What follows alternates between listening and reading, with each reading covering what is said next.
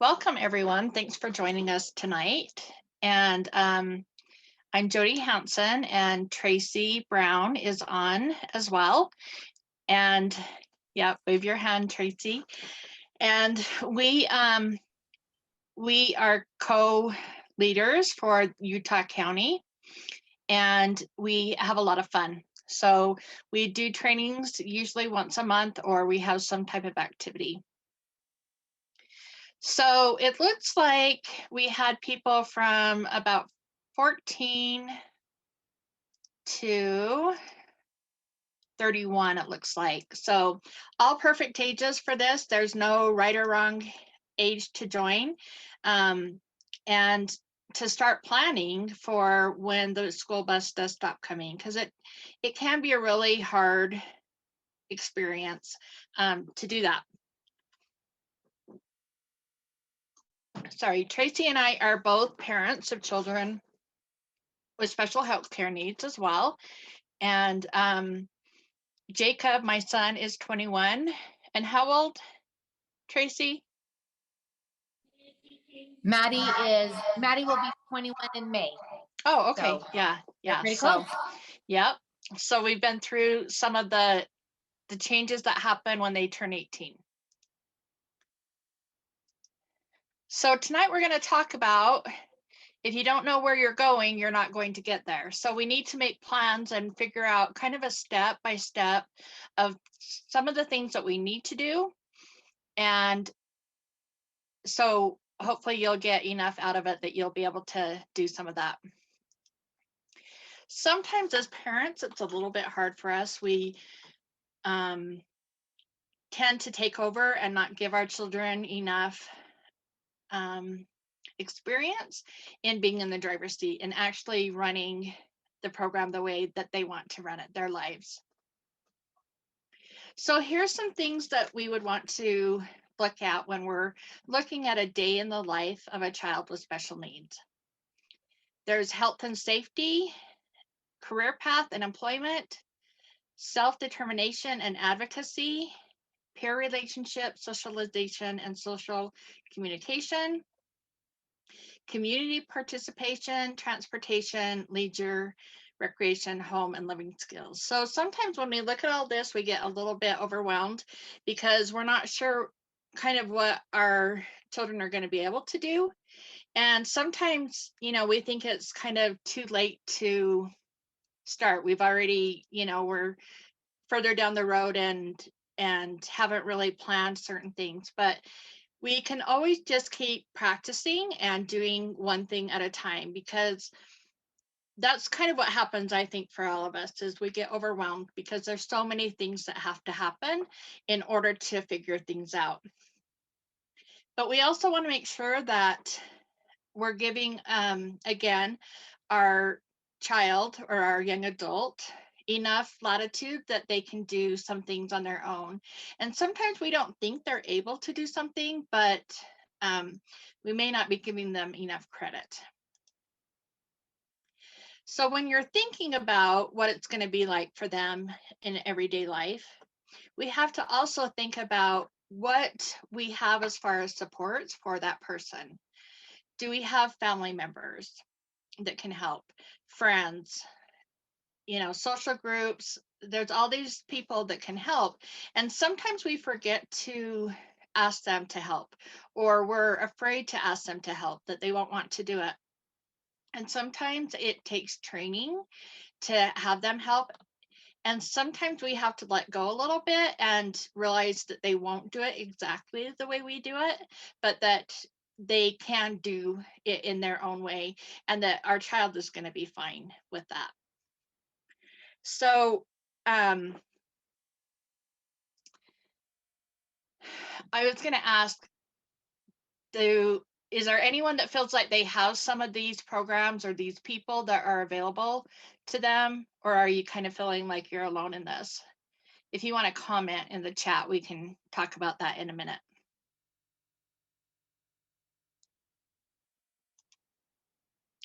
All right, there are some things that we want to look at when our child is turning 18. One of them is guardianship and alternatives. So we have kind of been educated that we have to do guardianship when they turn 18. And there are other programs available that can kind of help them. And we want to give them the least restrictive, the least restrictive environment for them. So there are things like supported decision making, which is where they come up with a plan with everyone on their team, and they make a plan of how they're going to be able to handle the different things with their supports that they have that we just talked about. Is somebody able to help them so that they're able to go to the doctors, that they don't need somebody there to actually be their guardian, but that they can just have some support along the way. There's advanced healthcare directives, and there's also advanced directives for mental health treatment. There's no guardianship and no powers of attorney. There's no guardianship but have powers of attorney, and there's 3 different types of those: general, health, and financial. A conservator, you really only need if the person themselves have over $20,000. There's limited guardianship and full guardianship. The difference between the two are that full guardianship is much more restrained from that for them. There are 5 areas, and I hope I remember these. I didn't. I've done this training many, many times, but it's been a few months. There is 5 areas. There is living, education, health, I'm sorry, I don't remember the other 2. But so you can take guardianship in all 5 of those areas, or you can only do certain ones. And I will tell you that we're just briefly covering some of these things that you can apply for. The Utah Parent Center has a great program called Transition University. There are 6 different classes that you can take. One is solely on guardianship and alternatives. There's some on community living and employment, health related. There's 6 different topics that they go over in more detail, and I would recommend that you look for their next classes. I think they're in a set right now of 3, that they're on the 3rd or 4th one, but they'll be having it again. So with limited guardianship, you can just choose 1, 2, 3, 4, or 5. You can do all 5 and still get limited guardianship. If you take full guardianship, it means that they can never sign for anything for themselves. So they cannot vote, they could not get married. And sometimes, they can do some of the stuff. And so the way we kind of work it with my son is we did limited guardianship because he asked to. He wanted someone to kind of help him in that area. But we give him as much of that opportunity for him to do what he can without us having to say. He has started talking to counselors. One thing that COVID has brought is that they're able to do it online now. And so we're not in the room all the time when he's talking to his counselors or doctors or whoever. And that's been a great thing. And I hope that that will continue. I think it will. I think we've learned a lot. That is one thing that we've learned a lot from COVID. And so I think that that will help. So if you think that your child is able to maybe at some time way down the way get married, or if they have a desire to vote, then you would want to do limited guardianship. And again, that's in the classes that you could take and get a lot more information. Social Security Income Program, or SSI. So a lot of times people wonder what the difference between SSI and SSDI are. SSI is for people who have children that had their diagnosis before the age of 18. that it was something that was expected to last more than 12 months and that has a significant disability. SSDI is for people who have worked in the system, are over the age of 18 when they get their diagnosis, and they have enough credits in Social Security that they can start drawing from those if they get a disability. So a lot of us that have children with special health care needs are probably going more for SSI. They do now with the application, they actually check for both SSI and SSDI. And you will get a denial letter for sure, 100%, that one of those you don't qualify for. So it's probably the one for SSDI. It'll say that you hadn't worked enough. And so don't panic if you do that, because you will get that letter. Medicaid is another program that both SSI and Medicaid, a lot of times the reason that we don't have it when they're children is because us as parents make too much money. With SSI and Medicaid, once they turn 18, it is based on the child's income and not on the parents. So that makes it so that most of them do qualify. They still have to look at assets and how much money they have in the bank. You can not have more than $2,000 in a bank account with SSI. And if you qualify for SSI, 99.9% of people qualify also for Medicaid, but you do have to apply for it. It doesn't just come natural because you have SSI. EPSDT, early and periodic screening, diagnosis, and treatment. So this is for people who are under the age of 21 and that need certain medical attention, or they need to have durable medical equipment, and that the Medicaid would not normally pay for.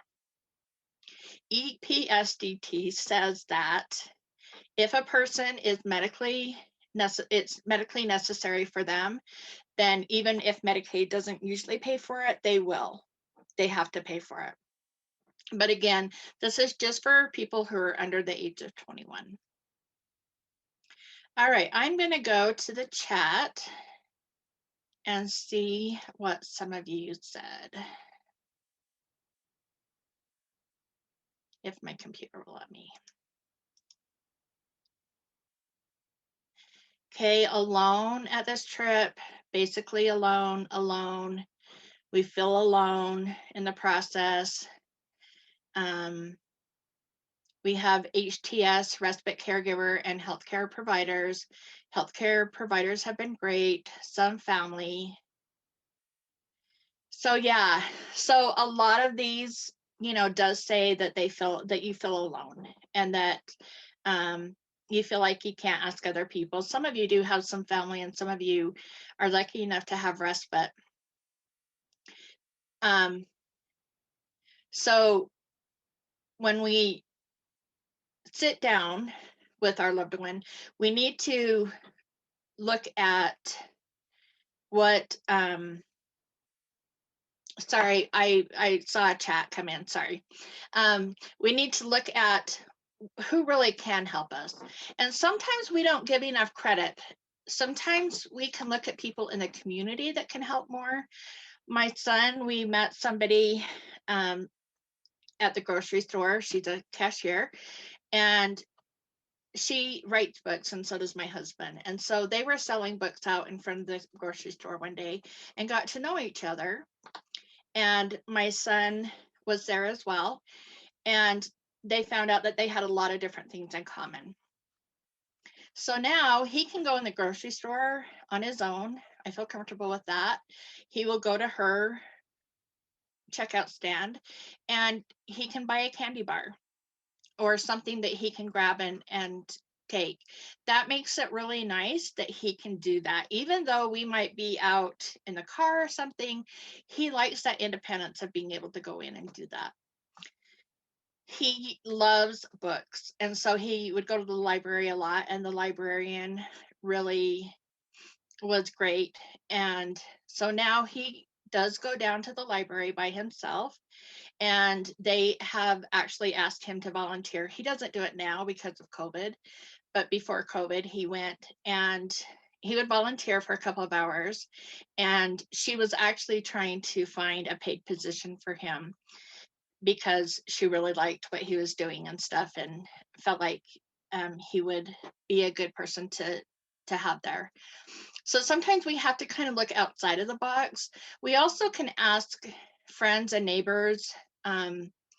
Sometimes we're really closed off because we're worried about what people will say or do.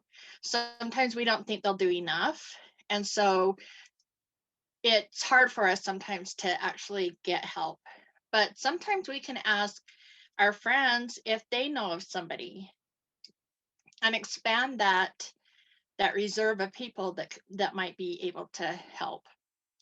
All right, I'm going to go to some of these comments. How do we decide what type of guardianship to do? Melissa, I would suggest you take the class from the Transition University at the Utah Parent Center. You can go to utahparentcenter.org and look under their events, and they can say when they're having their next one. It really just depends on what your child's abilities are. It's easier to get limited guardianship, and you still can, again, get all 5 areas. So it's the same areas that you'll be having guardianship over, but the judge looks at it differently. They don't like full guardianships quite as much, but sometimes that's just where your child is, and that's okay. And the judge will be able to see that. So it really just depends. And you can also call the Utah Parent Center if you want to find out more information before their next one. All right, somebody asked if they could get a recording. Everybody will be getting a recording of this. Leaf says, that is awesome. My daughter is so shy and I can't get her to become more independent. Hopefully we can talk about some things that might help tonight. It is hard when they're shy though, and they're afraid to talk to others. Janet says, as Alisa is older, 31, we have gone through the desert of little resources. It's still scarce compared to what was available when she was under 18, but she recently started receiving a waiver, which has opened up resources. I didn't put waivers in here, and I'll explain those just for a minute. So a Medicaid waiver is when they qualify for a certain thing. There's DSPD, Division of Services for People with Disabilities, has the community-based waiver, which is for people who have intellectual disabilities. There is the brain injury, and there's a physical needs waiver. And it waives the parent's income so that it's only based on what the child has. So they provide things like respite. It does give you Medicaid. There's some other things that you can get. With the brain injury and the physical needs, you have to be over 18. For the community supports waiver, you have to have got a diagnosis from a psychologist or a doctor before the age of 18. And there's also one that's called the Medically Complex Children's Waiver. That one is run straight through Medicaid and the health department. And that you have to have 3 different organs that are involved. So it might be the brain and skin and heart, or whatever it is. You have to have 3 major organs affected. And they're not they don't have a waiting list. DSPD has a wait list, which is quite long. It can be a year, depending on the needs, or it could be, I've seen people on there for 20 years. So it really just depends on the needs of the family. The way that they're able to get the waivers funded is it has to go through legislation every year, and the legislators decide how much money can be spent to get more people onto services and off the waiting list. Yes, Utah has a wait list for other waivers. The ones at DSPD do have wait lists. Right now, the community supports waiver, which is the one that has the most people, has about 4,000 people on the wait list. So, you know, it's good if you can talk to your legislators and let them know and get involved with legislation so that you can keep up on what's happening. DSPD, Department Service, okay, Division of Services for People with Disabilities. I just found out any disabled person can use the resource at any age. So it is from birth to until they pass away. And so that's again for the community-based waiver part. And you can go on their website, dspd.utah/eligibility. Sarah, can you please type that into the comments, please? And it will tell you what types of things you had to do in order to qualify. All right, looks like we're not done with.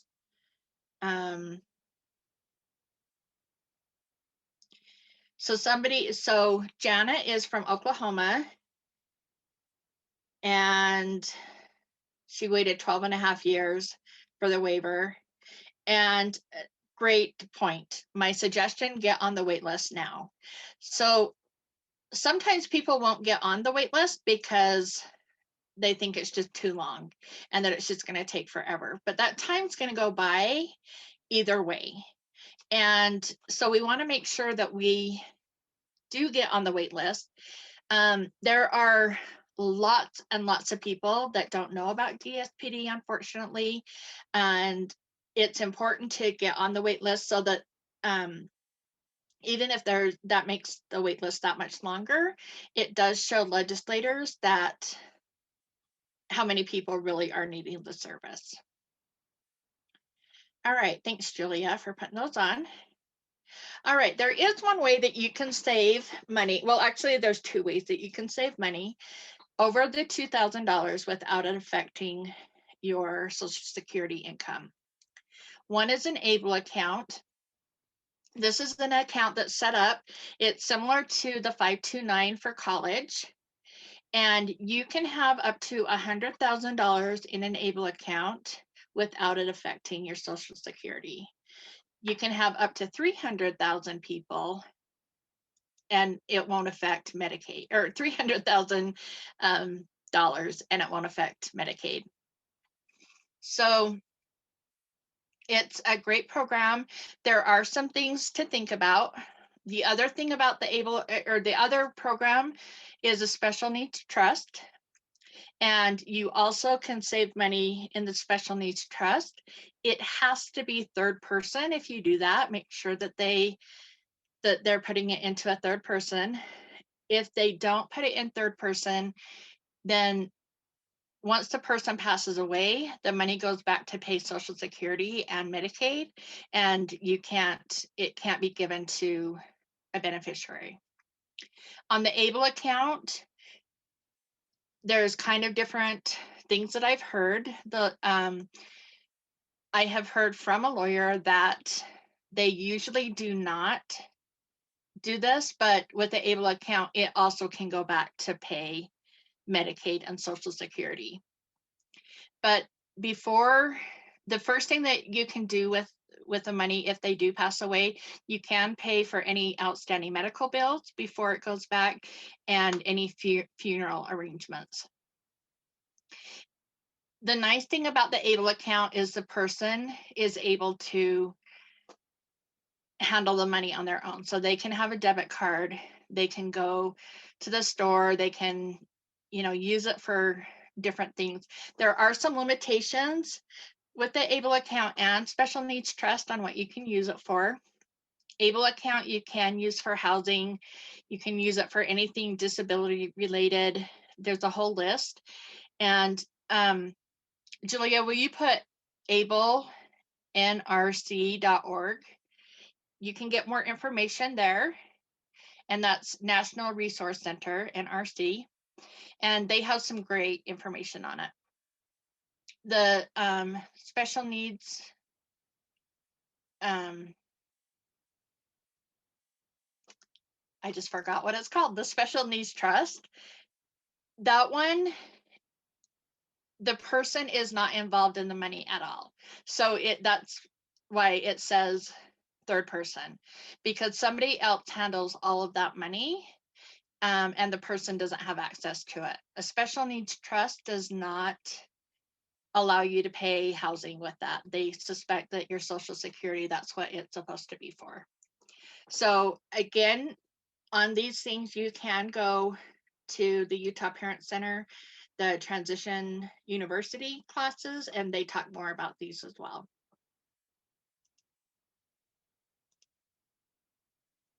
Okay, one of the other things that we need to do once they're turning 18 is to start looking for a new doctor.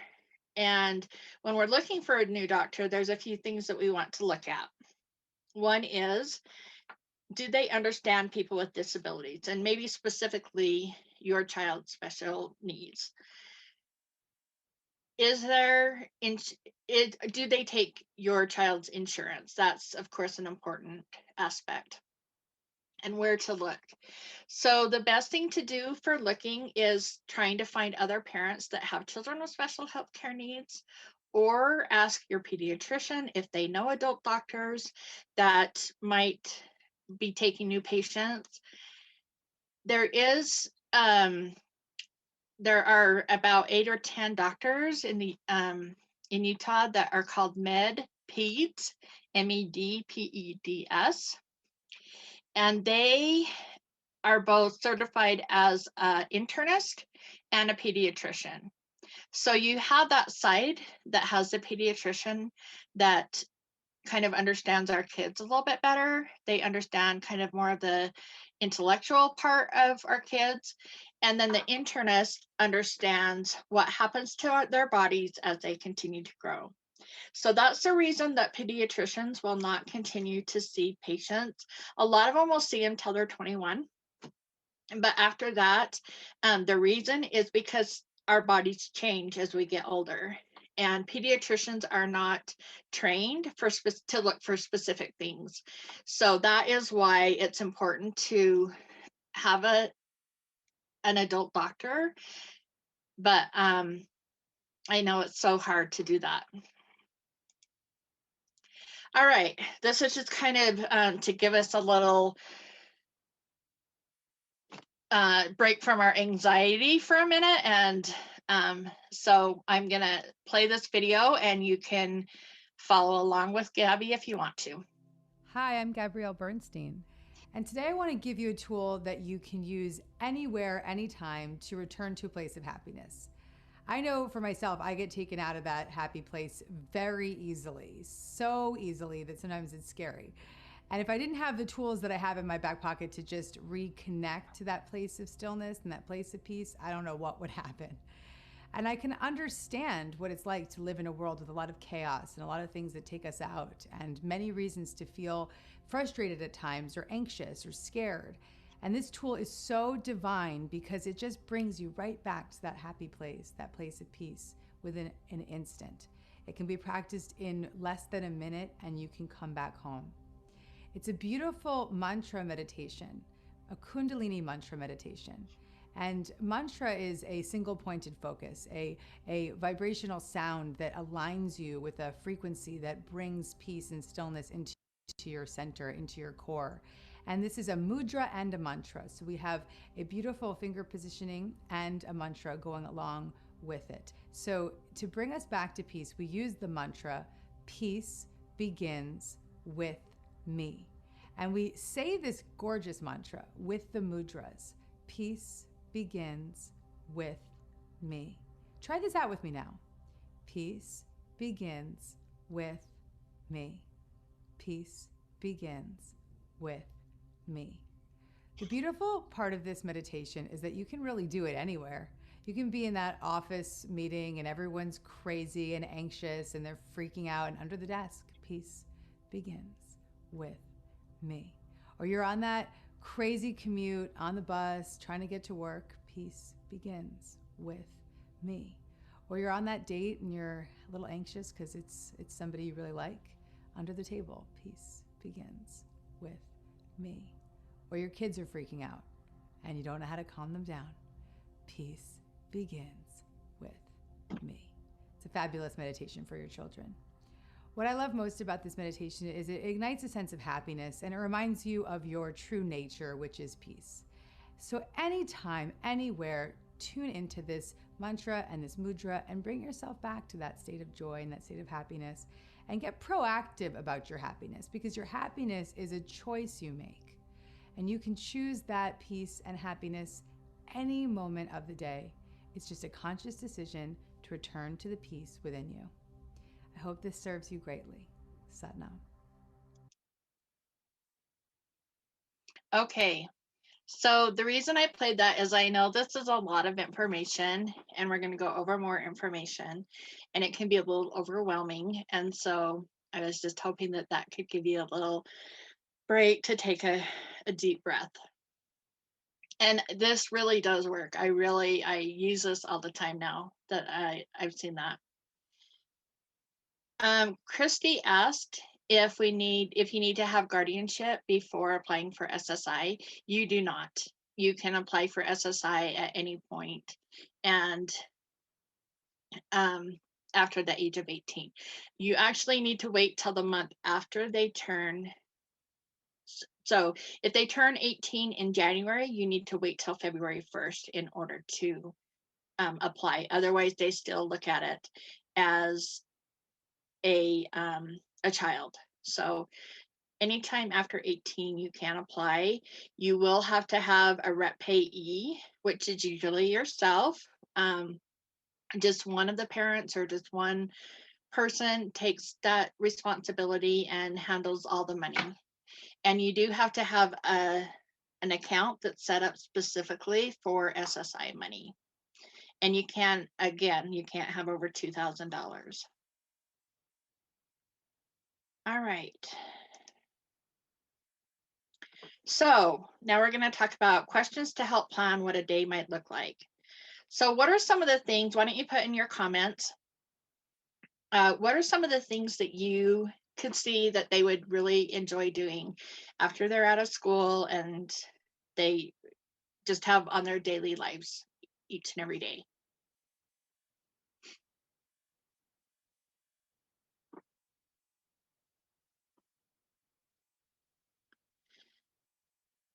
While you're doing that, Melissa asked about SSI. They will send you another application. You do have to reapply for the age of 18. A lot of the information they already have, so it's not like when you did it earlier, but you will have to fill something out, and you can just contact your caseworker if you want to do that. Tracy says her daughter would like to do arts and crafts. Anybody else have anything that you could see them wanting to do? Janet says, we didn't until our daughter was 24 when a new specialist clinic would not see her because we didn't have guardianship. My daughter is cognitively 4. We chose full guardianship. Okay. With that, Janet's right. There are times when you might go to the doctor and they will stop treating that person, even if they are unable to speak with words. They still want to see that documentation. It's for their responsibility in it. They could get in trouble if they don't have that. So I have seen I went to court with a friend of mine, and there was a girl in a wheelchair who did not speak with words, and she needed an emergency surgery, and the doctors would not do it because she didn't have guardianship. So they had to apply for guardianship after that. So it is important to try and figure out how you're going to do that if you're going to do guardianship. Okay, great. It looks like we've got some more here. So Leaf says, I want my daughter to do anything besides watching YouTube. Yes, that's a big one for our kids. Swimming. Grayson wants to be a voice actor and he loves drawing. That's awesome. She needs social outlets and work to do. Wants to work with animals, walks, dance, movies, something with structure, time away from mom. Yes. Leaf says that they have full guardianship as well of their daughter. Elisa goes to a friend's group class once a week that they do crafts. She also has Special Olympics. These are great things for our kids to do. And sometimes we don't know how to allow them to do it. My oldest wants to be a cosplayer and my youngest wants to start a YouTube channel. That's awesome. My kids are both into those as well. So what we need to do is we need to start looking at how that entails in each day. So I wasn't sure exactly what was going to happen with my son. We had some things in place for when he turned 18. We do have respite, which is nice. We are on one of the DSPD waivers, but we wasn't quite sure how his day was going to look. And it just kind of has evolved. We've kind of let him kind of decide. They did do a game night every week with different people that would come over to our house, and they started going to the game store. And now he plays about 4 times a week online with friends that he had met from that. And he really likes that socialization, and has actually about a month and a half ago asked one of them on a date, and they did a little he sent food to her through DoorDash, and then they just talked on the internet, and it was really cool. And it's been fun because they're still talking a lot. Okay, Trey definitely would like to continue to be with peers and away from the house to feel independent. Absolutely. It's so important for our kids, a lot of our kids, to have that social outing. Janet says, here at home, Alita helps out with our hobby farm. We raise goats. The adult day programs are few around here, so we have to be inventive. Exactly, Janet. We would love to have all these programs available for our kids that would be easy, that we could send them to.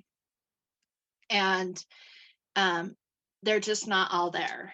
And so we do have to look at some of these things that you guys have said that you could see your child wanting on a day-to-day basis.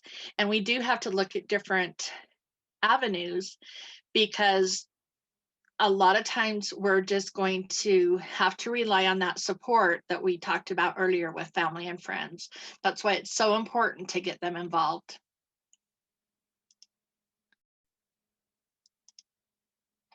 All right, there are assistive technology that can be used to kind of help them to feel more able to do things independently. So electronic reminders, alarm clock, cell phone. There's a whole list of different things that they can use. There's things that can beep if the oven isn't turned off. Maybe we need that as well. But there's different things that can help with kind of all areas. And we're so lucky to live in a time when we do have all these technology things available to us.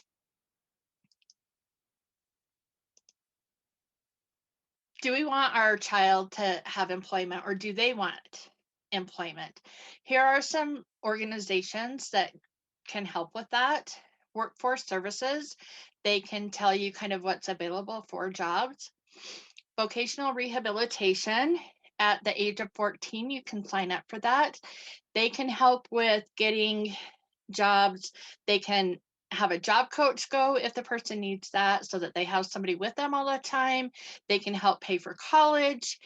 They just have a lot of different things that they're able to do. Internships under IEP. So if your child still is in school, you may want to talk to them about work and employment opportunities and what internships are available. Okay. Janet says we are fixing to start a job program tailored for her. She won't handle a Monday through 9 to 5 job. Realistically, she could maybe handle 2 hours per day. Her habilitation training specialist will accompany her on her personalized job as a job coach. Thanks, Janet. Yeah, a lot of our kids would not be able to handle Monday through Friday, 40 hours a week. And that's okay. And that's kind of why there is Social Security available for them. Unfortunately, it doesn't give them a lot of money, but it does help. And our kids are going to be happy with what they can do. So if they can work 2 hours a day or maybe 2 days a week, then they're going to be excited that they can do that. We do want to really look at their health and how it's affecting them. All right, this is, I love this. So there's different things that you kind of want to look at when you're doing a job. And Seth is unable to speak with words. And so they did a resume for him to show what he could do.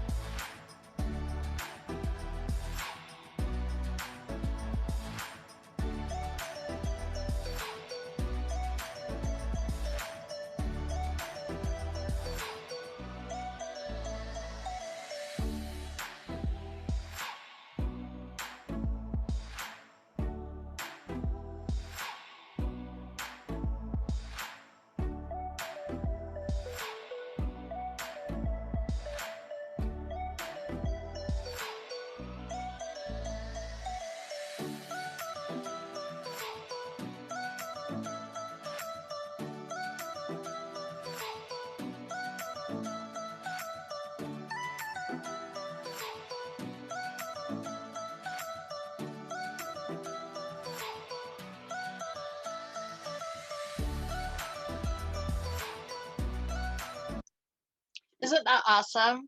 I love that they did that so that they could let employers know what he's capable of doing. And that's what we always need to look at. What are their abilities in working? I do want to mention again, all of these could be and are full presentations. So I'm just trying to kind of go through so that you kind of know a little bit. The Transition University does go over all of this in detail. But there are work incentives. So if you do have SSI coming in, there are ways that you can work and they can help. It's okay. Like you can, how do I say it in a quick way? You still can receive some of the Social Security money and earn money outside. And there is a free online mini course there as well. And I think all of you got the PowerPoint today, so you should have access to that. Some simple adjustments. So if your child has a lot of anxiety, if they have certain things that are really hard for them, it's good to let the employer know ahead of time before the interview. Some things that might be good for them. So maybe the lights need to be dimmed some, or written instruction, a room with little distractions, anything that is causing your child additional anxiety, because this is already going to be an anxious time as it is for any of us. But you can let the employer know what the needs of the child is. All right. I don't know how many of you know about Charting the Life course. It has some great information on it, and it has some tools. So if you, Julia, do you want to put the tools website in there? So this is one of their tools. They have 5 different ones that are their main ones. So what you would do, and you can do this on a piece of paper if you want right now, you can put past life experiences. So what is it that they have done in the past that has helped them to have a good day? What is on their daily life plan? And so you would write that down. And it's really good to do this with your child or with a whole team, with everyone in the family. It's amazing what different people think about and what's working and what's not working. Then you can put moving forward. What is it that the person has? What are their goals? And they actually have all of these tools for families and then for the individual. So moving forward, what would it look like for a day in the life of for a good day? And then you want to put all of the things that they see for the future. Do they want to work? Do they want to live on their own? Do they want to just have a space in the house that's theirs so that they can call that their own? Anything that you feel like that they want to do. You guys had a lot of different hobbies and activities. Include those on there. That's important to them. And then on the bottom, what are some of the past life experiences that didn't work so well for them? And things to avoid for a good life on the next square. And then what do I not want for a good life? And so that you can see what things you need to work on, both because they don't want it or because they do want something. So, and they do have videos that explain these more, but I really highly recommend going to them and looking for their tools and utilizing them. It really does help ground you and make you start thinking, oh, maybe they could do this. Jody, can I add Yes. something about that? Yes. So we have 3 sets of videos on the Family to Family Network page about the Charting the Life course tools, including that one, the trajectory tool, Mm-hmm. how families have worked through the process of using that tool. So I just added that. Awesome. Yeah, Lisa, I forgot about that. Some of the leaders, including Tracy, Lisa videotaped, and so that is a great way to do it as well. Okay, here are some things to look outside of the box. What to do when the school bus stops coming. So we want to look at community activities that are available, whether that's through church or school. Maybe they want to attend an art class, and the community classes are a great way to look at having them attend different organizations or attend different classes and be able to meet other friends that are liking similar things. They may want to learn to dance or to do cheerleading. There's some different places that do that. And if you want to go to the Utah Parent Center, and you can get resources from them, Utah Family Voices, that is under the Utah Parent Center, has all of these resources available for you to kind of find out what's available for specific places. Maybe sports. Somebody mentioned Special Olympics. There's the National Ability Center that's in Park City that has horseback riding and rock climbing and strollers that will go on a dirt path, or wheelchairs that are powered that can go on a dirt path. They have all kinds of different things that you can do there. And there's a few more there as well. You might be able to find things through church or other activities. There is the Independent Living Center that has some great classes and get-togethers where they learn how to cook. Sometimes they have a book club. Sometimes they have a knitting club. So there's different things that you can do there, and you can just look up independent living centers and then put your county that you live in, and it will tell you where to go for that. Or again, you can call Utah Family Voices.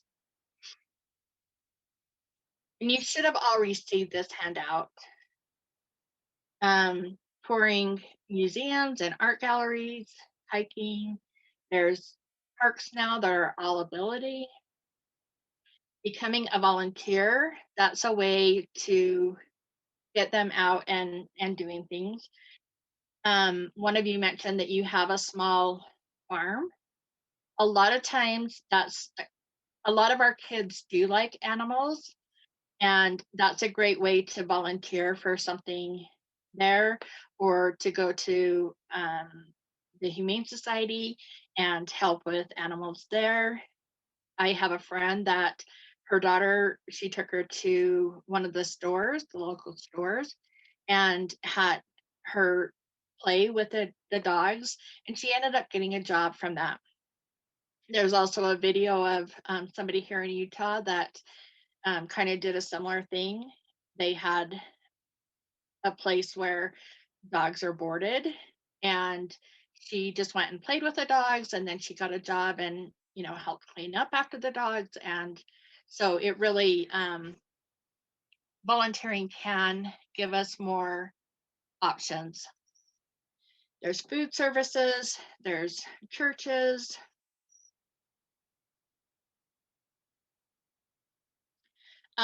These are the different churches that have different volunteering opportunities. This one with the Church of Jesus Christ, they have unlimited. It's so many places for volunteer opportunities. There's nonprofit organizations, self-employment. So sometimes our kids are not going to be able to go out to a job. So there's different things that you can do at home and that you can help support them in. I know there's a boy that he wanted to have a hot dog stand. And so they built this little hot dog stand, and he raises money for Premier Children's Hospital with that hot dog stand and does quite well.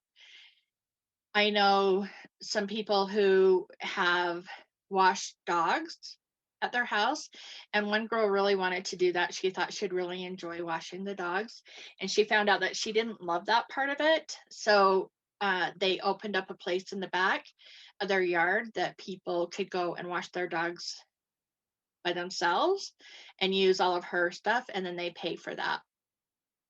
I know people who have done tie-dye shirts. It's unlimitless. Some people, my niece used to do Avon. There's just different things, if you really are creative, that you might be able to have them do. They can maybe sell some things on Etsy, like address stickers, or there's just so many things. Sometimes our kids really like vacuuming, so vacuuming cars is something. There's Amazon Perks where you can post what things are for sale, and Amazon will give you some kickback on each thing that you people buy from your site.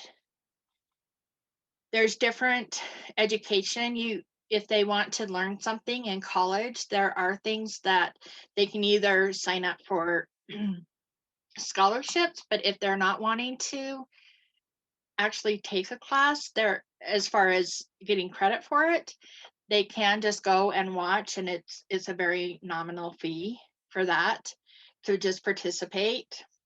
There's trade schools, apprenticeships.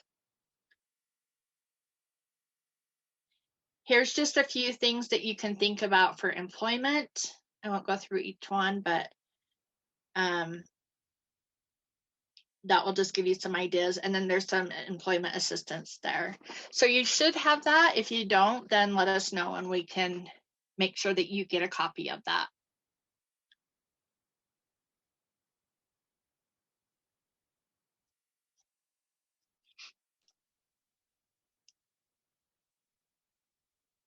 Okay. I would like to have a few minutes where if any of you have tried things that you want to share with others, that would be great. You can just unmute yourself. We may have a few people that do it at the same time, and we can kind of figure that out. But are there any things that people have done that have really worked for them? Who was it that said they had the Janet said about the farm and raising goats? Do you want to talk about that at all? Sure. Can you hear me? Uh-huh. Yeah, of course, we live here in Oklahoma, but y'all have land in Utah. Right. So we have Nigerian dwarf goats, and we'll have Alyssa go out there and feed them and, just play with them. Occasionally we'll have a mama goat that doesn't want to feed the baby, and we have to bottle feed it. And so Uh-huh. this last season, we had one that the mama rejected the baby. And so we bottle fed that baby, and that was Alyssa's job twice a day, in the morning and the evening. We put a little pen in our backyard, not out in the goat paddock, and Alyssa would go out there every single day and feed that baby. And that baby became very attached to her, and she became attached to the baby.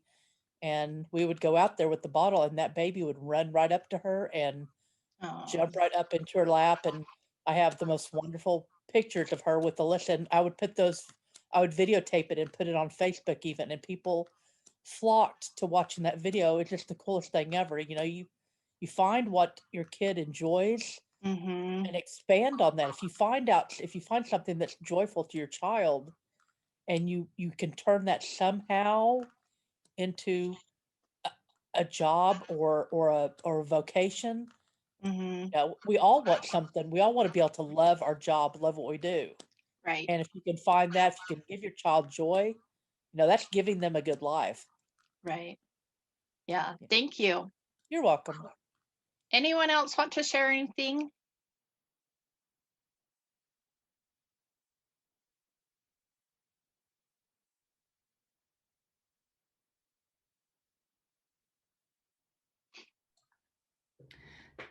Jody, this is Julia. Yeah.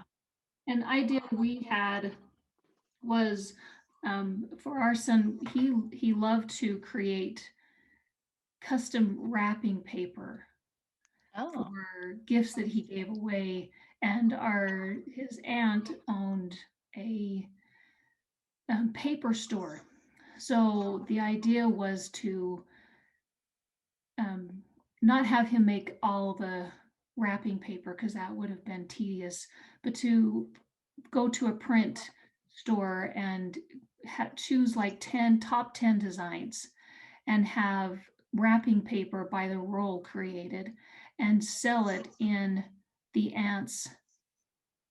aunt's paper store at the time. And she was all for it, like custom designs we were going to come up with a really, eye-catching name. That's awesome. She was up for it. It would be 10 designs changed by the season. Turn it into a small business, so to speak, because we had the infrastructure to do it. And family support to do it. And we were already doing it on a small scale. So that was one of our ideas that was the plan. It was written into IEPs, it was written into DSPD support, and people were willing to pay for it already. Like we were going to start charging people instead of giving it away on gifts. We were going to be like, for your gift this year, it will cost you instead of free gifts. But it was going to be a small business plan and customized employment. So Love it. Love yeah. it. Thank you.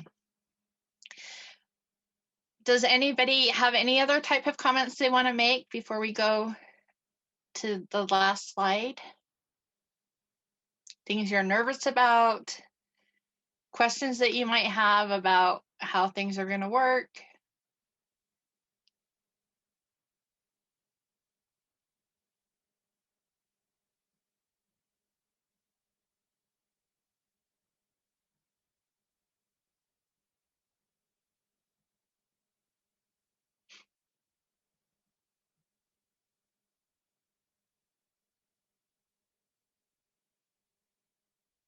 Okay. I really recommend looking at Transition University. It will go over a lot of this in much more detail and give lots of different ideas of how to live in the community, how to find ways for them to live on their own. There's all kinds of really cool things. I am going to show one more thing, and it's about not setting limits.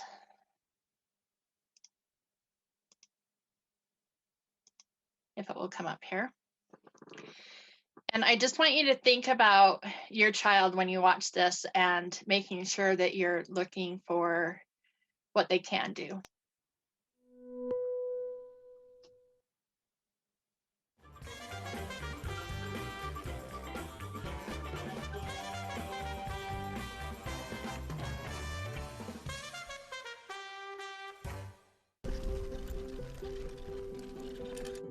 I cannot see, but I can hear the world around me.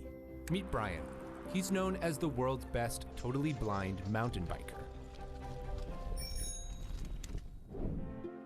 When I was younger, I had functional vision and I played sports. I had dreams of becoming a professional athlete. And then suddenly, when he was 14, he completely lost his sight over the course of 3 months. His optic nerves inexplicably failed, and all he could see was darkness. He wasn't able to bike ride or participate in the sports he once enjoyed. I couldn't play hockey. I had to stop rollerblading, couldn't read the classroom board anymore. My world had shrunk. He had to find a new way to navigate the world. He found his cane limiting. But when he learned to make a tongue click, his world changed again for the better. And it wasn't long until he ventured back outdoors. I really missed bike riding and I really wanted to be active. I just didn't know how to do it. As a blind rider, it was a goal for me to get off the tandem and have the experience of being able to pilot my own bike. It all starts with a zip tie. A sighted person would attach it to their frame and angle it into the bike wheel. The bike wheel would make noise and a sound to follow while we would still actively click. Eventually, Brian was able to mountain bike alone and without the zip tie. When I'm riding my bike down a mountain, it's the same thing bats are using, echolocation. I can make my active sonar signal by making a tongue click. I start off with trying to find the object furthest in the distance, and then piece the world together with things closer and closer.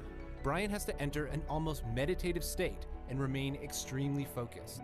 Everything has to leave my brain, and those sounds are painting a picture in my head, a vivid world of acoustic images. He didn't keep his passion to himself, though. He's helped teach over thousands of people to hear their world a little bigger. This is a teachable thing.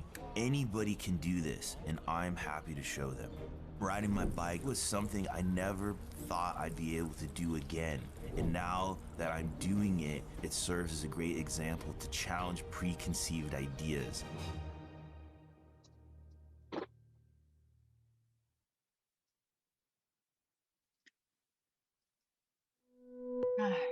Sorry. Is that not amazing? I love this video, and I use it in a lot of my trainings because sometimes we do set limits as parents, and we think that our children may not be able to do certain things. I can't imagine what his mom was like when he said he was going to bike ride in the mountain. I'm sure she was really, really nervous, but we need to allow our kids to grow as much as they're able and to give those opportunities to them so that they have a good life on their day-to-day basis. And here is the Family to Family Network. Here's the Utah Parent Center's phone number and their website. And if you have any questions, they can help you to get a lot of these resources. So thanks.